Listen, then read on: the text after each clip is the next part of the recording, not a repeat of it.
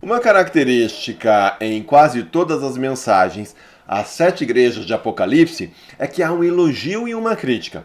A igreja fica sabendo que Deus conhece os seus pontos fortes e logo em seguida fica sabendo também que os seus pontos fracos são do conhecimento do Senhor.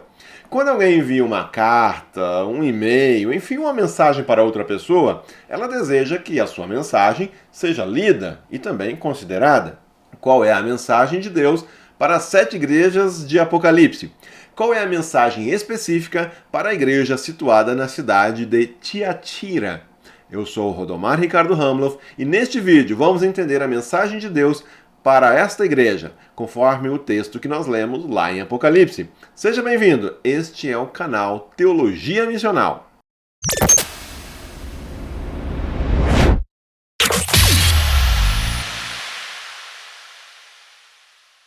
É o anjo da igreja de Tiatira escreve: Isto diz o Filho de Deus, que tem seus olhos como a chama de fogo e os pés semelhantes ao latão reluzente. Eu conheço as tuas obras, e o teu amor, e o teu serviço, e a tua fé, e a tua paciência, e que as tuas últimas obras são mais do que as primeiras. Mas algumas poucas coisas tenho contra ti, que deixas Jezabel, mulher que se diz profetiza, ensinar e enganar os meus servos, para que forniquem e comam dos sacrifícios da idolatria. E dei-lhe tempo para que se arrependesse da sua fornicação, e não se arrependeu. Eis que a porei numa cama, e sobre os que adulteram com ela virá grande tribulação, se não se arrependerem das suas obras. E ferirei de morte a seus filhos, e todas as igrejas saberão que eu sou aquele que sonda os rins e os corações, e darei a cada um de vós segundo as vossas obras. Mas eu vos digo a vós e aos restantes que estão em Tiatira, a todos quantos não têm essa doutrina e não conheceram, como dizem, as profundezas de Satanás, que outra carga vos não porei. Mas o que tendes, retende-o até que eu venha. E ao que vencer e guardar até o fim as minhas obras, eu lhe darei poder sobre as nações, e com vara de ferro as regerá, e serão quebradas como vasos de oleiro, como também recebi de meu Pai. E dar-lhe-ei a estrela da manhã. Quem tem ouvidos, ouçam o que o Espírito diz às igrejas. De todas as 7 cidades mencionadas, Tiatira é a menos importante da região. Claro que, por importância, nós nos referimos a poder, a influência, principalmente política e comercial. Foi uma cidade com forte presença militar, tinha uma localização estratégica nesse sentido. Havia ali comércio de classes de trabalhadores que envolviam artesãos, sapateiros e vendedores. Chama a atenção que as classes de trabalhadores, elas se organizavam em associações. Essas associações se constituíam em centros de vida social e de comércio. Essas organizações, elas acabavam também caracterizando a realidade religiosa da cidade. Cada uma tinha o seu deus, uma espécie de padroeira. Assim, essas associações ofereciam também as suas festas e os cristãos acabavam sendo pressionados de alguma maneira em meio a essa realidade, pois ao se negarem a participar, especialmente das celebrações religiosas dedicadas a outros deuses, acabavam perdendo a simpatia e até mesmo negócios, o emprego, quem sabe. Tiatira também tinha o seu deus principal, era Apolo, conhecido como o deus do sol. Ao que parece, em Tiatira não havia a questão do culto ao imperador, da maneira tão marcante como havia nas outras cidades. Outro detalhe é que, embora a cidade fosse marcada por uma diversidade étnica, a presença de judeus parecia ser bem reduzida. Chama a atenção que esta é uma mensagem um pouco mais longa do que aquela mensagem às outras igrejas que nós já vimos até o momento. É interessante notar, mais uma vez, como a identificação de Jesus confronta algum aspecto da presença da religiosidade ou da política da cidade. Por vezes, alguma circunstância vivida pela igreja. No caso de Tiatira, a presença do templo de Apolo, o deus Sol, também conhecido como o filho de Zeus. Para dentro desta realidade, a mensagem começa dizendo o seguinte: ao anjo da igreja de Tiatira escreve: isso diz o Filho de Deus. Ora, se há um Deus, então ele é o Deus criador de todas as coisas. E se há um Filho de Deus, esse é Jesus Cristo. Neste mesmo texto, encontramos a citação do Salmo 2, o verso 9. O verso 27 de Apocalipse 2 diz: Com vara de ferro as regerás, serão quebradas como vasos de oleiro, como também recebi de meu Pai. A mensagem para uma igreja pequena e fraca é que se mantenham firmes e conscientes de quem é o verdadeiro Filho de Deus. Quando tantas vozes insistem em outras divindades e até mesmo no poder político como salvadores, a igreja precisa ser lembrada de quem é o verdadeiro poder e quem é o verdadeiro Messias. Outro aspecto que se repete é a palavra de Jesus, que afirma conhecer tudo, tudo o que se passa. Conheço as tuas obras. Mais uma vez, começa pelos pontos fortes. Quais são essas obras positivas que Jesus elogia na igreja de Tiatira? Amor, serviço, fé e paciência, ou perseverança. Enquanto a igreja em Éfeso tinha abandonado o primeiro amor, aqui em Tiatira, Jesus observa a presença do amor a Deus e ao próximo na vida desta igreja. No caso da fé, trata-se de uma relação direta com a perseverança. Manter-se fiel a Deus, confiar nele incondicionalmente, apesar das circunstâncias.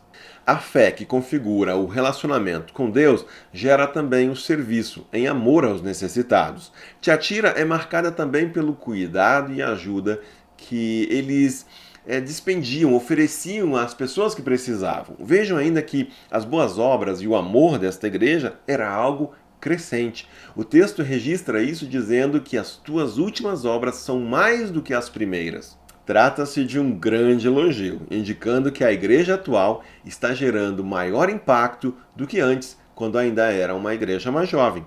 Porém, temos um porém, né? Nem tudo são flores na igreja da Tiatira. Ela é elogiada e seus pontos fortes são vistos e registrados por Jesus, mas os pontos fracos não podem ser negados. A igreja de Tiatira relaxou em sua vigilância teológica. Ali onde a igreja de Éfeso se destacava, Tiatira falhava. O texto utiliza palavras semelhantes às outras cartas, mas algumas poucas coisas tenho contra ti. Mais uma vez, os problemas não podem passar impunes. É preciso apontá-los e encará-los, tomar consciência deles e enfrentar o problema. Mudanças são necessárias. Qual é o problema em Tiatira? Deixas Jezabel, mulher que se diz profetiza, ensinar e enganar os meus servos para que forniquem e comam dos sacrifícios da idolatria. Se nós formos ao Antigo Testamento, veremos que Jezabel era a mulher de Acabe. Conforme nós lemos em 1 Reis, ela foi responsável por levar todo o reino do norte à idolatria, com feitiçarias e adoração ao ídolo Baal.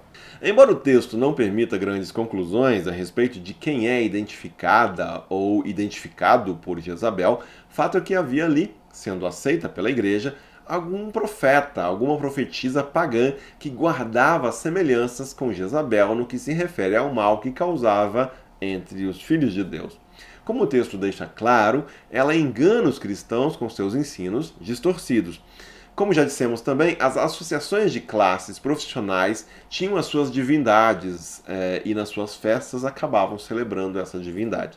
Os cristãos em geral, claro, também tinham as suas atividades profissionais. E ficar de fora dessa organização de classes significava enfrentar dificuldades econômicas. Uma vez associado a algum grupo, vinha aquele dilema sobre a participação nas tais festividades e suas celebrações a outros deuses. Negar-se simplesmente a participar significava lidar com as repercussões econômicas disso, como, por exemplo, até perder o emprego. Mesmo que não precisemos entrar muito em especulações e detalhes a respeito de quem era essa Jezabel, o estrago que seus ensinamentos estavam causando estão evidentes. A metáfora da prostituição como envolvimento com a idolatria é bem conhecida já desde as passagens do Antigo Testamento. À medida em que a igreja, apresentada como a noiva de Cristo, se envolve com os ídolos, isso configura adultério, prostituição. A palavra de juízo para Tiatira é bem forte e direta. O pecado da idolatria perpassa toda a Escritura e Deus sempre se mostra intolerante com isso. Por isso, mais uma vez, a solução apresentada é o arrependimento, mudar, deixar de contaminar-se com os ídolos. Há os líderes, os falsos profetas, e há também aqueles que têm dado ouvido a eles. Quanto aos primeiros, o arrependimento é mais difícil.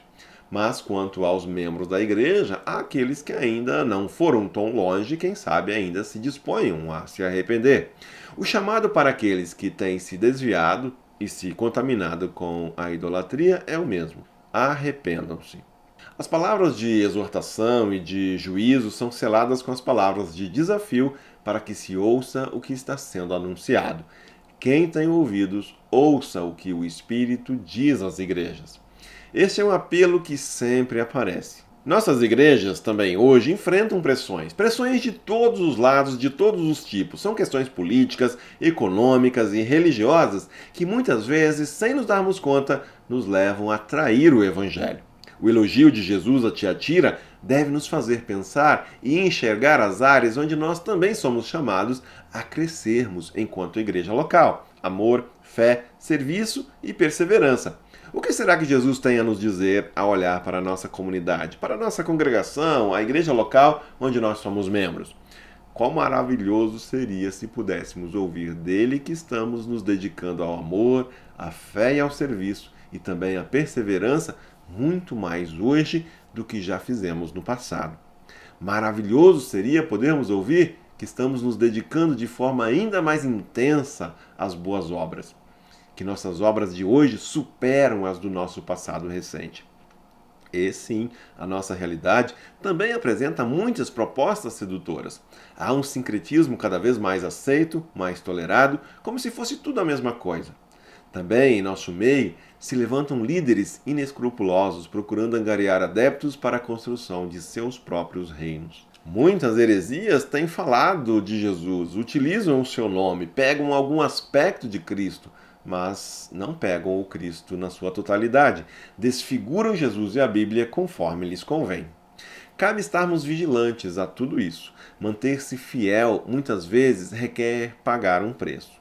O preço de ser excluído, de ser difamado, de ser criticado, cancelado e coisas assim. Muitas mensagens na boca de falsos mestres até trazem ainda uma roupagem cristã. Os discursos vêm numa embalagem que até parece bíblica, mas estão diluindo o evangelho de modo que se torne mais atraente ao mercado religioso e até mesmo ao mercado secular. Sim, também o mercado e a realidade de consumo contribui para que tenhamos um evangelho light, palatável, que não ofenda as sensibilidades. Será que nós também não temos deixado algumas coisas de lado, feito concessões para podermos usufruir de certas regalias, aferir maior lucro, garantir nossos empregos? Uma coisa é certa: além dos elogios e do chamado ao arrependimento, a mensagem não deixa de incluir uma palavra de juízo. Pode não ser popular, pode não ser tão confortável pregá-la e muito menos ouvi-la, mas se há um Deus, se Jesus Cristo morreu e ressuscitou, se cremos mesmo em seu retorno, então a mensagem precisa ser completa. Não temos o direito de enfeitar, suprimir ou alterar essa mensagem. Ou permanecemos firmes, fiéis a Deus, ou terminaremos como Jezabel e todos aqueles que preferem outros caminhos do que aquele que Deus tem colocado diante de nós. Quem tem ouvidos, ouça o que o Espírito diz às igrejas. Que Deus abençoe você e seja você uma bênção.